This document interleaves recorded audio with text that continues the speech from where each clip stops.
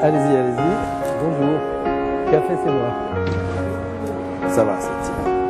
Merci.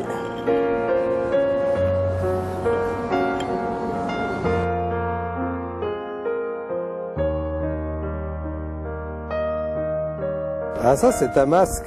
C'est pas un masque comme on les entend en ce moment, mais un vrai masque vénitien. C'est un masque de chat.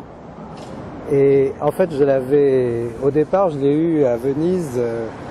Il allait avec un costume de chat botté que j'ai porté une fois au carnaval de Venise.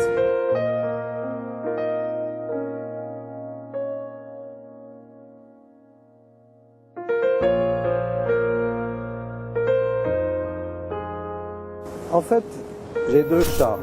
Elle s'en fiche complètement. Tout ce qui est écriture, ça la touche absolument pas. Lui, par contre, il fait des arrivées dans mon bureau, ça le perturbe. Il n'aime pas me voir, je sais que quand il arrive, qu'il se met à brailler, ça veut dire qu'il est temps d'arrêter. Peut-être qu'il a raison, que je suis en train de devenir pas bon et qu'il le sent.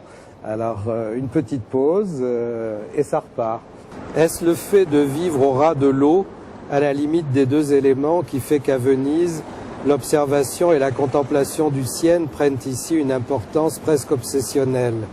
Cette pensée revenait sans cesse dans l'esprit de Flavio ce matin-là.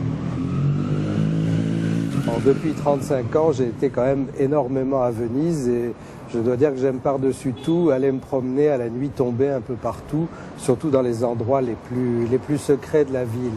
Et c'est vrai qu'à partir de là, on imagine très volontiers toutes sortes de choses. L'imagination travaille, c'est vraiment le décor, le chatoiement de l'eau dans les canaux, les bruits qu'on entend au milieu du silence. Tout ça, moi, ça m'a toujours inspiré, ça a toujours fait travailler mon imagination. Et à partir de là, il suffit d'échafauder une histoire. Je ne peux pas dire que ça se fait sans peine, mais quand même, relativement, je dois dire que mon imagination est très vite stimulée par ce genre de promenade.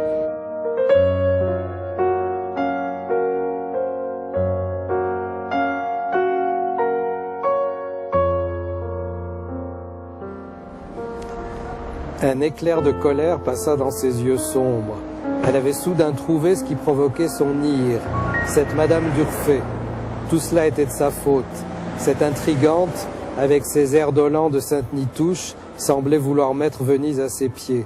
Pour abattre le château de cartes dont le mage était en apparence le roi, il fallait faire chuter cette dame de pique. La décision de Caterina fut vite prise. Elle allait s'y employer. Le deuxième roman commence, oui, d'une façon assez violente.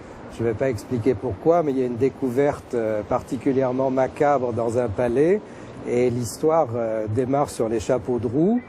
On s'apercevra plus tard que peut-être que cet épisode n'a pas forcément quelque chose à voir avec ce qui va suivre, mais c'est ça qui est amusant. Je crois que de toute façon, Venise au XVIIIe siècle, c'est vraiment le décor idéal pour inventer toutes sortes d'histoires étranges. J'ai écrit ça au moment où il se passait à Venise des choses assez épouvantables, une aqua alta absolument gigantesque qui a englouti toute une partie de la ville, qui a fait des dégâts considérables. Et en fait, j'ai eu envie de reproduire ce phénomène en 1741 avec une aqua alta qui envahit la place Saint-Marc, avec une espèce de lame qui parcourt toute la ville, des incendies qui se déclarent dans certaines maisons pauvres, enfin toutes sortes de choses, des effondrements du sol avec les cimetières qui recrachent les morts. Donc il y a tout un climat pas de terreur, mais disons d'angoisse latente, et qui font que, à ce moment-là, vont arriver dans Venise des personnages qui vont profiter de la situation et essayer de faire croire qu'il y a peut-être une façon de sauver la ville en invoquant les esprits.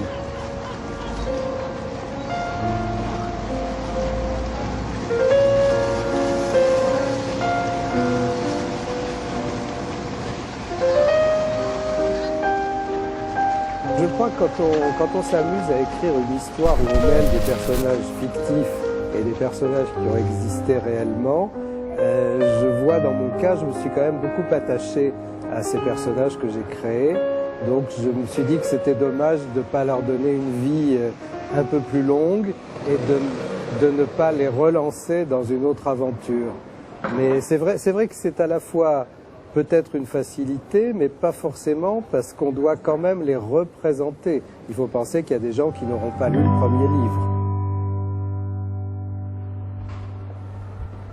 C'est vrai que le rythme d'un roman qui fait plus de 300 pages, c'est une espèce de...